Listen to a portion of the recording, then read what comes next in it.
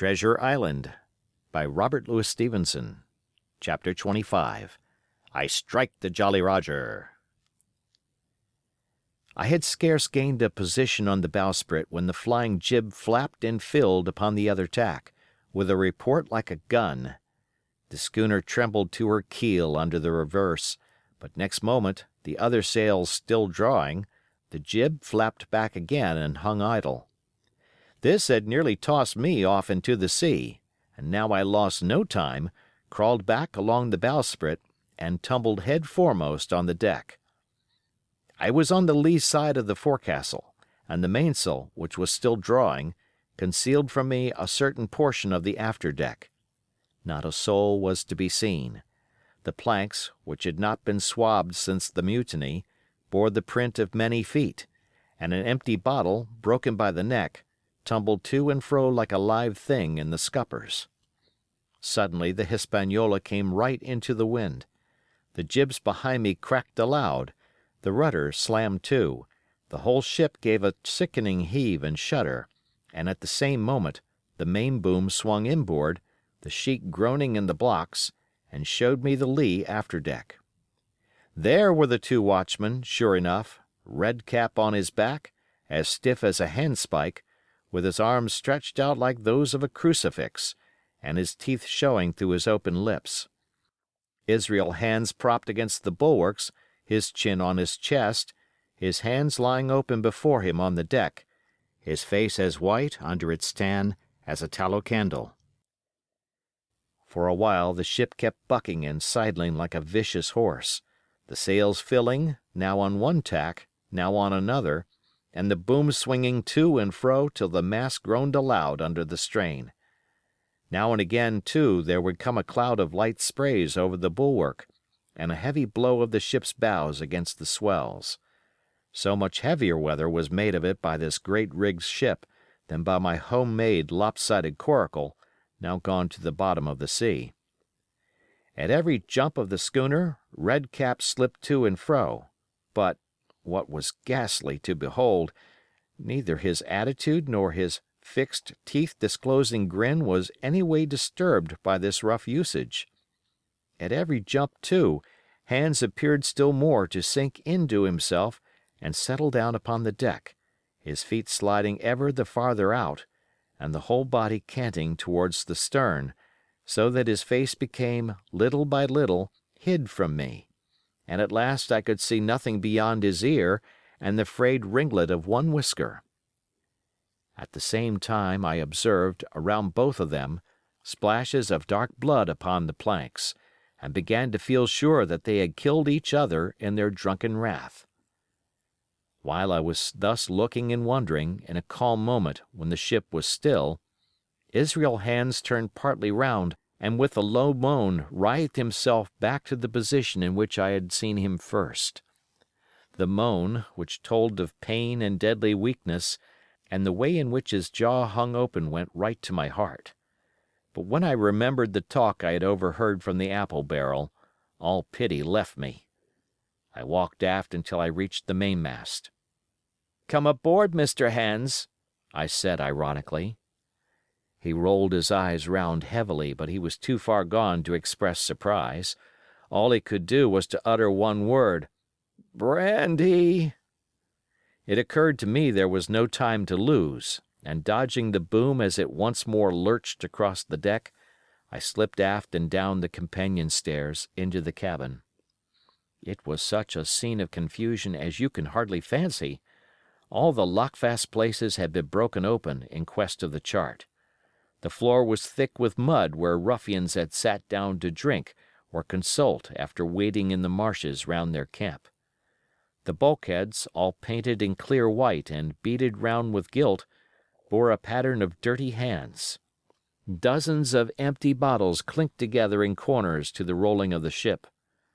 One of the doctor's medicinal books lay open on the table, half of the leaves gutted out, I suppose, for pipe lights. In the midst of all this the lamp still cast a smoky glow, obscure and brown as umber. I went into the cellar. All the barrels were gone, and of the bottles a most surprising number had been drunk out and thrown away. Certainly, since the mutiny began, not a man of them could ever have been sober.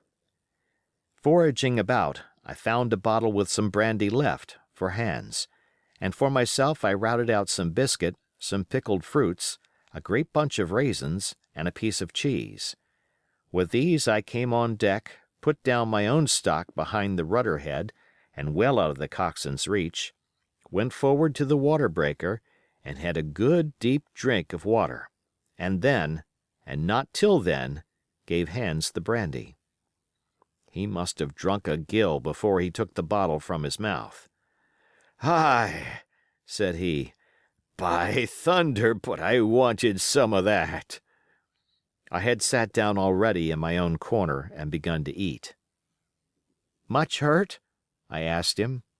He grunted, or rather I might say, he barked. "If that doctor was aboard," he said, "I'd be right enough in a couple of turns, but I don't have no manner of luck, you see, and that's what's the matter with me.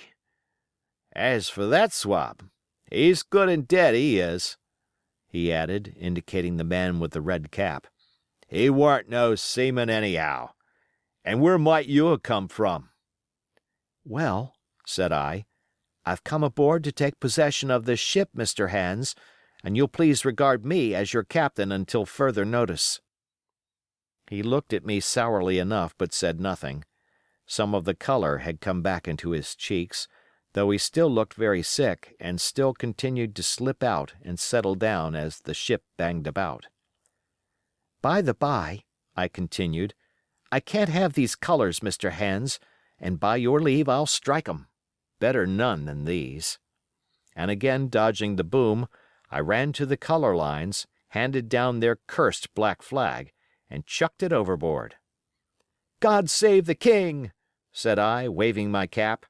"And there's an end to Captain Silver." He watched me keenly and slyly, his chin all the while on his breast. "I reckon," he said at last, "I reckon, Cap'n Hawkins, you'll kind o' want to get ashore now. Suppose we talks." "Why, yes," says I, "with all my heart, Mr. Hans, say on." And I went back to my meal with a good appetite. "This man," he began, nodding feebly at the corpse, "O'Brien were his name, a rank Irelander. This man and me got the canvas on her, meaning to sail her back. Well, he's dead now, he is, as dead as bilge, and who's to sail the ship, I don't see. Without I gives you a hint, you ain't that man, as far as I can tell. Now, look here, you gives me food and drink and an old scarf or handkercher to tie my wound up, you do, and I'll tell you how to sail her, and that's about square all round, I take it." "I'll tell you one thing," says I. "I'm not going back to Captain Kidd's anchorage. I mean to get into North Inlet and beach her quietly there." "To be sure you did," he cried. "Why, I ain't sich an infernal lubber after all. I can see, can't I? I've tried my fling, I have, and I've lost, and it's you has the wind of me. North Inlet? Why, I haven't no choice, not I. I'd help you sail her up to Execution Dock, by thunder. So I would." Well, as it seemed to me, there was some sense in this. We struck our bargain on the spot. In 3 minutes I had the Hispaniola sailing easily before the wind along the coast of Treasure Island, with good hopes of turning the northern point ere noon, and beating down again as far as North Inlet before high water, when we might beach her safely and wait till the subsiding tide permitted us to land. Then I lashed the tiller and went below to my own chest, where I got a soft silk handkerchief of my mother's. With this, and with my aid, Hans bound up the great bleeding stab he had received in the thigh, and after he had eaten a little and had a swallow or two more of the brandy, he began to pick up visibly, sat straighter up, spoke louder and clearer, and looked in every way another man. The breeze served us admirably. We skimmed before it like a bird, the coast of the island flashing by, and the view changing every minute. Soon we were past the highlands and bowling beside low, sandy country, sparsely dotted with dwarf pines, and soon we were beyond that again and had turned the corner of the rocky hill that ends the island on the north. I was greatly elated with my new command and pleased with the bright, sunshiny weather and these different prospects of the coast. I had now plenty of water and good things to eat, and my conscience, which had smitten me hard for my desertion, was quieted by the great conquest I had made. I should, I think, have had nothing left me to desire, but for the eyes of the coxswain as they followed me derisively about the deck, and the odd smile that appeared continually on his face. It was a smile that had in it something both of pain and weakness, a haggard old man's smile. But there was, besides that, a grain of derision, a shadow of treachery, in his expression as he craftily watched and watched and watched me at my work. End of chapter.